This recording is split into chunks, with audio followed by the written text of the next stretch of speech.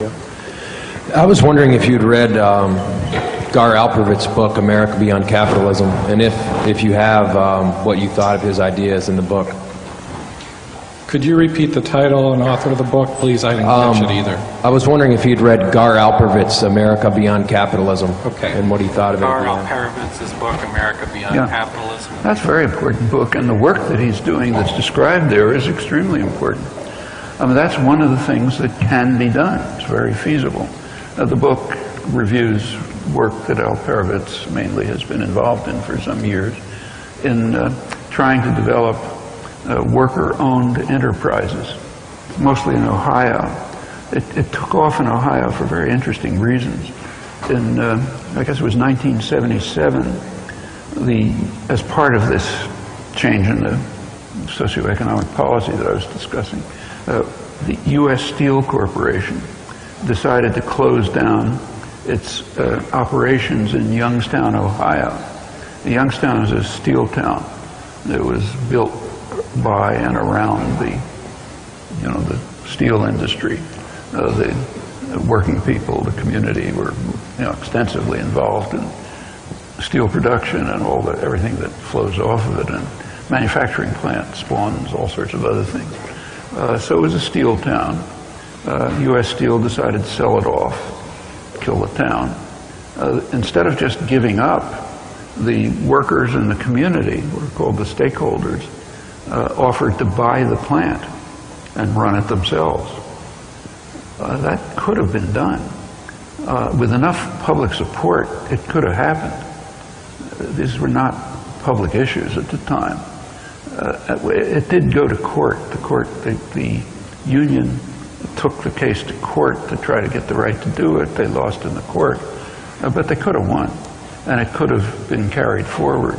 Well, so it was a kind of defeat, but like a lot of defeats, it wasn't the end of the story. It was the basis for moving on to something else. And what it spawned was a lot of much smaller scale efforts to establish worker-owned enterprises. A lot of it's called the Cleveland model, a lot of them around Cleveland and other parts of Ohio, which are not huge enterprises, but there's a lot of them. Alperovitz in his book reviews all of this. You can look at it for details. And these are, notice, worker-owned. That's short of worker-managed. That would be another step towards liberation. But it's real, and it's a way of reacting to the kind of collapse of the productive system for the 99% by just taking it over. Actually, if you take a look at standard texts in business economics, nothing radical, standard texts in business economics that point out that there's no economic principle or any other principle that says that corporations should be controlled by shareholders. Shareholders, incidentally, doesn't mean somebody whose pension fund has $2 of theirs as a share. Shareholders are very narrowly concentrated. Shareholding is like top 1% of the population, most of it. And that means big banks, interlocking directorates, and so on. So there's no economic principle that says they're the ones who should determine investment policy, like shipping production to Foxconn. There's no law of economics that says that should happen. It could just as well be done by stakeholders, by the workforce and the community, perfectly consistent with anything that anyone claims about economic theory. Well, there's no reason for, say, the Occupy movement to be less imaginative and ambitious than standard business texts. So yes, stakeholders could take over parts of the economy that are being dismantled, run them effectively, and direct them to different purposes. These are very feasible tasks. So, for example, one of the things that Obama's praised for by the kind of left liberal economists, Paul Krugman and others, is for having essentially nationalized the auto industry and reconstructed it.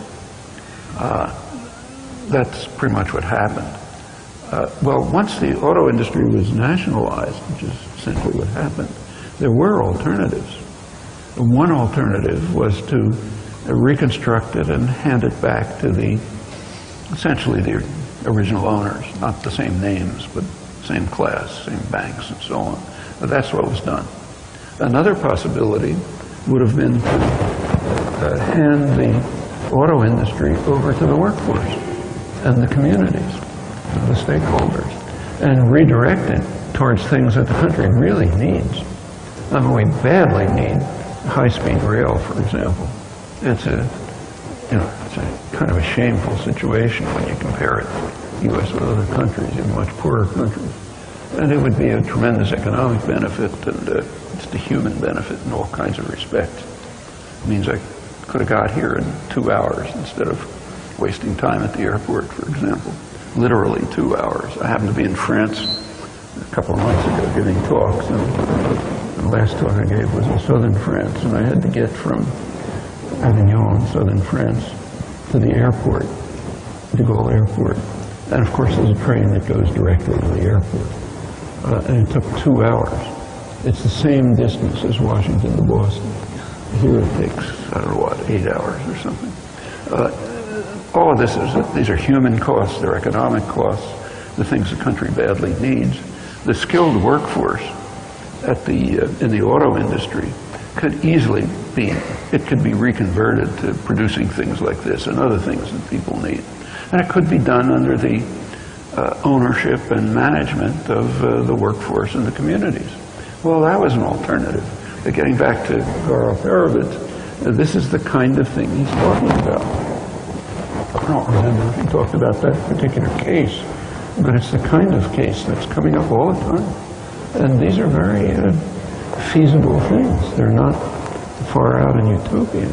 And they can have a big effect on the society. And Alperovitz is one of the very few people who's really doing very good work on this. The book is certainly worth reading, thinking about what it describes, what options it suggests. But this comes up all the time, I should say.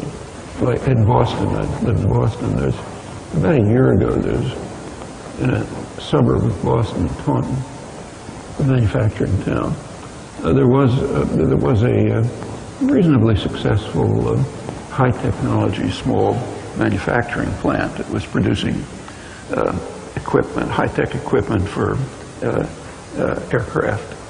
And they apparently were doing okay, but they weren't making enough profit for the managers in the multinational corporation who owned them. So the corporation wanted to just dismantle it. The union, United Electrical Workers, wanted to buy the operation and just run it themselves. Well, the corporation wouldn't agree.